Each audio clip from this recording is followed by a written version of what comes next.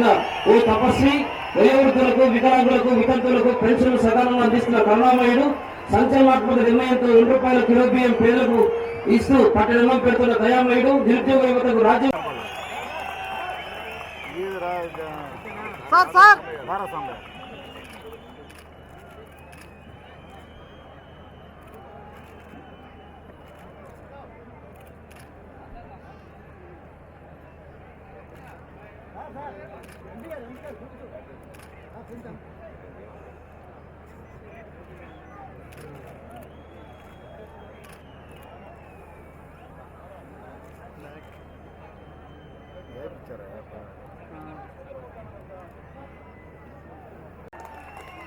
Gundlakamma project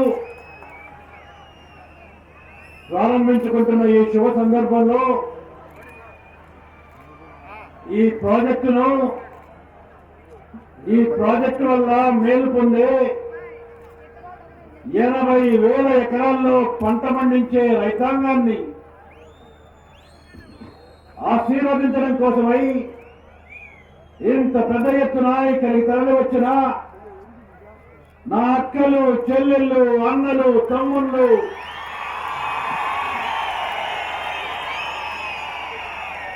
మనందరినీ హృదయపూర్వకంగా నమస్కరిస్తున్నా, చేతులు జోడించి సాగనయంగా.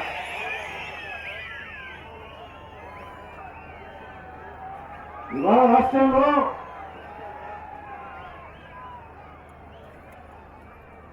ఓ బృహత్తరమైన కార్యక్రమం సాగిపోతోంది.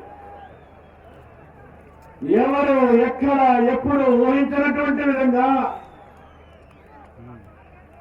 ఈ రాష్ట్రంలో జల యజ్ఞం సాగుతోంది.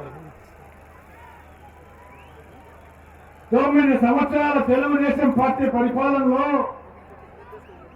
ఆ 9 సంవత్సరాల్లోనూ వరుస కరువులు వస్తే అటువంటి సమయంలో కూడా ఆ ప్రభుత్వం కొత్తగా ప్రాజెక్టులు కట్టాలి, రైతాంగానికి ఏదైనా శాశ్వతమైన ప్రాతిపదికన మేలు చెయ్యాలి అనే ఆలోచనలు ఒక్క రోజులో కూడా చేసిన పాపన.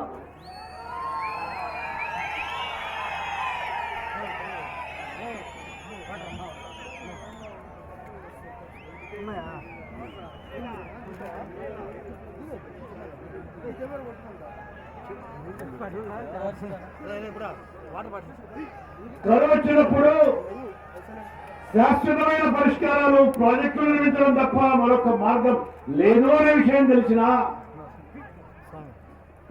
నిమ్మకు నీరెత్తినట్టున్నది ఇంతకుముందున్న ప్రభుత్వం.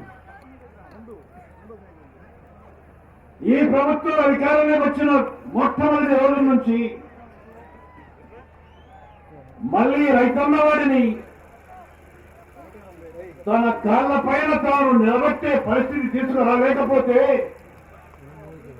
గ్రామీణ ఆర్థిక వ్యవస్థ పూర్తిగా చిన్నాభిన్నమైపోయిన ఈ వ్యవస్థను మళ్ళీ పట్టాలపైకి ఎక్కించలేకపోతే అసలు గ్రామాలే మనుగడ ఉండవు.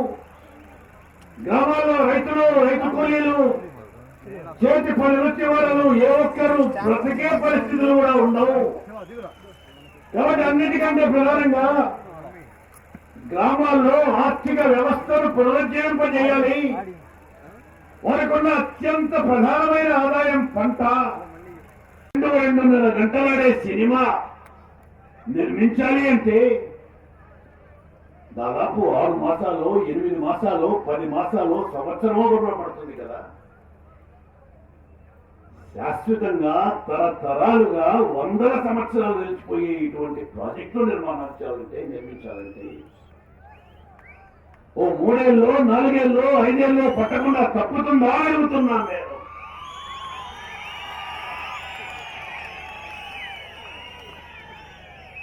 వెంటనే ప్రయోజనం రాదు కాబట్టి ఇంత పెద్ద ప్రాజెక్ట్ ఎలా కడతారని చెప్పారు. వెంటనే ప్రయోజనం రావాలంటే ఇదేమైనా రాత్రికి రాత్రి పూర్తయ్యే విషయమా? ఇంత ప్రాజెక్టు దయచేసి చూశారు మీరందరూ. ఇంత ప్రాజెక్టులు వారం రోజుల్లో, 2 వారాల్లో పూర్తి కాగలిగిన అవకాశాలు ఉన్నాయా? ఎంత కష్టమైనా, నష్టమైనా ఇటువంటి కార్యక్రమాలు పూర్తి చేస్తున్న ఈ ప్రభుత్వం అందుకే మనం చేస్తున్నా మేము ఆరంభించే ముఖ్యమంత్రులమే కాకుండా మా ప్రభుత్వం ఆరంభించే ప్రభుత్వమే కాకుండా పూర్తి చేసే ప్రభుత్వంగా ఉండిపోతాము చరిత్రలో అనే విషయాన్ని మనం చేస్తున్నాం.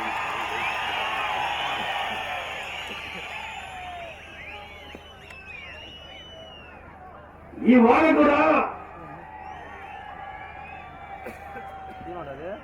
ఎవరు ఎన్ని రకాలుగా దీని గురించి విమర్శలు చేసినా లెక్క చేయకుండా మేము మొదలుపెట్టిన 76 ప్రాజెక్టులలో ఇప్పటికే పూర్తి చేశాం. 12 ప్రాజెక్టులు పూర్తిగా, మరో 13 ప్రాజెక్టులు పాక్షికంగా పూర్తి చేశాం. మిగిలిన 50 ప్రాజెక్టులు కూడా మరో 2 ఏళ్లకో 4 ఏళ్లకో తప్పనిసరిగా మేమే పూర్తి చేస్తాం. అటువంటి నమ్మకం ఈ రాష్ట్ర ప్రజలకు మా పైన ఉంది అనే విషయాన్ని